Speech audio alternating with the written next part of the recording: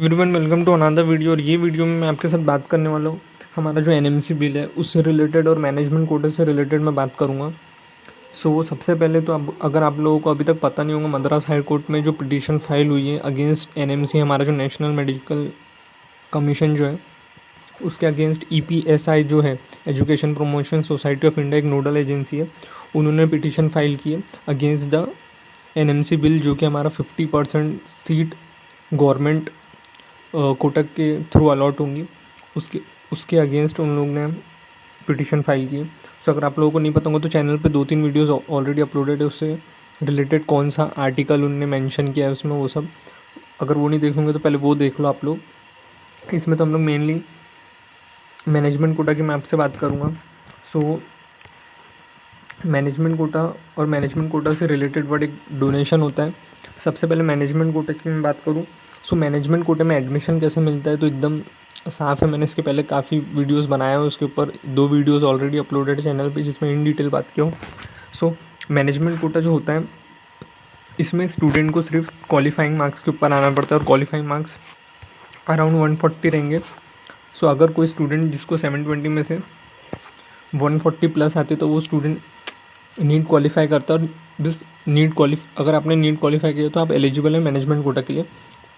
Management कोटे के लिए कोई कट ऑफ मार्क्स से ज़्यादा ऐसा कुछ नहीं लाना पड़ता है, सिर्फ इसमें क्वालिफाइंग मार्क्स आप लोगों को लाना पड़ता है। जो स्टूडेंट्स जिसने क्वालिफाइंग मार्क्स लाए हैं वो इसके लिए एलिजिबल है। अब ये सीट को एक्वायर कैसा करा जाता है, ये सीट के लिए आप लोग को एक डोनेशन देना पड़ता है। ये 1 टाइम होता है, मैं रिपीट कर रहा हूँ, ये सिर्फ 1 टाइम होता है। ये फर्स्ट ईयर में आपको पे करना पड़ता है एक डोनेशन, और वो सीट आप रिज़र्व कर लेते हो। अब ये मैनेजमेंट कोटा मतलब इसके बारे में आप पता कैसे करेंगे।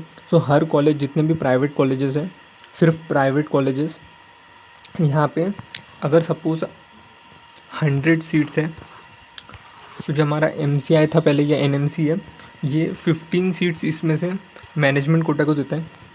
मतलब ये इसमें से जो 15 सीट्स है वो टोटली अंडर कंट्रोल है कॉलेज के, वो एनएमसी के अंडर नहीं है। जैसे एनएमसी ओवरव्यू करता है ना पूरी सीट्स को कि कितनी राउंड्स में कितनी फिल हो रही है, ये 15 सीट्स के बारे में कुछ नहीं कर सकता, इसको पूरा कॉलेज अपने अंडर रखता है। इसकी जो फ़ीस रहेंगी ये 15 सीट्स की, वो तो बाकी जो जनरल कैटेगरी की जो सीट्स की फ़ीस होंगी उतनी ही रहेंगी, लेकिन इसमें एक एक्स्ट्रा चार्ज होता है जो कि डोनेशन होता है, वो कॉलेज वाले लेते हैं। ये बताया मैंने आपको 100, ये फिक्स्ड है कि 100 सीट्स अगर है कोई कॉलेज में तो वहाँ पे 15 मैनेजमेंट कोटा की सीट्स रहेंगी। अगर 75 सीट्स है तो 11 रहेंगी, 150 है तो 22 या 23 फिक्स नहीं है। कुछ कॉलेजेस में 150 सीट्स पे 22 देते, कुछ कॉलेजेस में 23 देते। और अगर 200 सीट्स है किसी कॉलेज में तो वहाँ पे 30 सीट्स होती है। जैसे मैंने 100 पे बताया 15, 200 पे होती है 30 मैनेजमेंट की।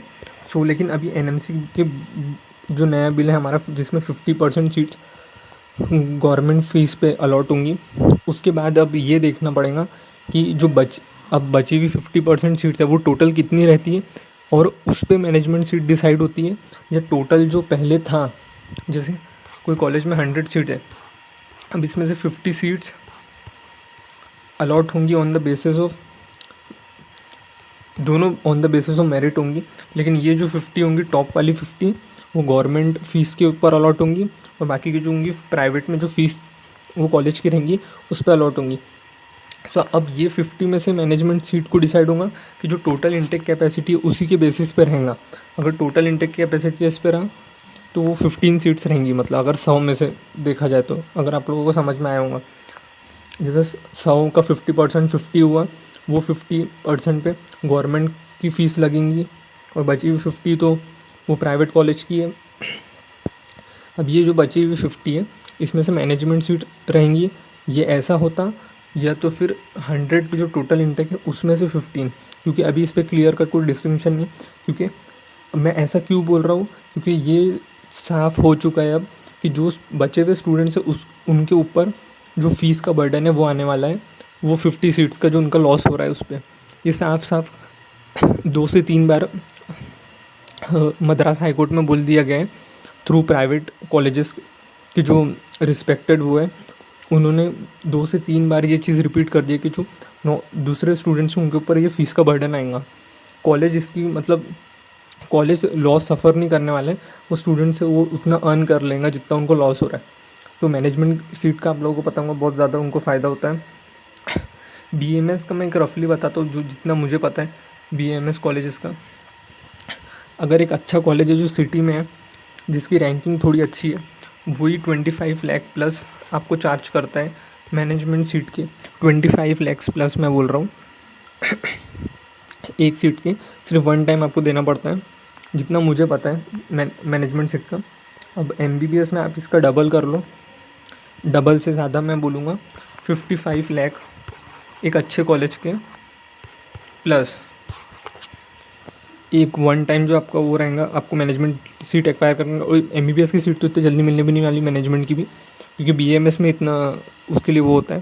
तो सिर्फ 15 सीट्स है और उसमें से भी आपको मैनेजमेंट की लोग, क्योंकि उसमें ज़्यादा से ज़्यादा अमाउंट देने के लिए तैयार है। सो कम से कम 15 लाख कोई एक अच्छे प्राइवेट कॉलेज के लिए मैनेजमेंट सीट की फ़ीस हो सकती है। लेकिन after the implementation of NMC bill, ये तो मैंने तब का बता रहा हूँ जब एनएमसी बिल नहीं है। अगर अब एनएमसी बिल होता है सो उसके बाद 55 से तो कई ज़्यादा, मतलब आप इसको 65 कर लो, अराउंड 10 लाख इसमें ऐड कर लो, क्योंकि इसके लिए भी और वो होगा, क्योंकि 50% सीट और कम हो गई है, वो तो मेरिट बेसिस पे जाएंगी।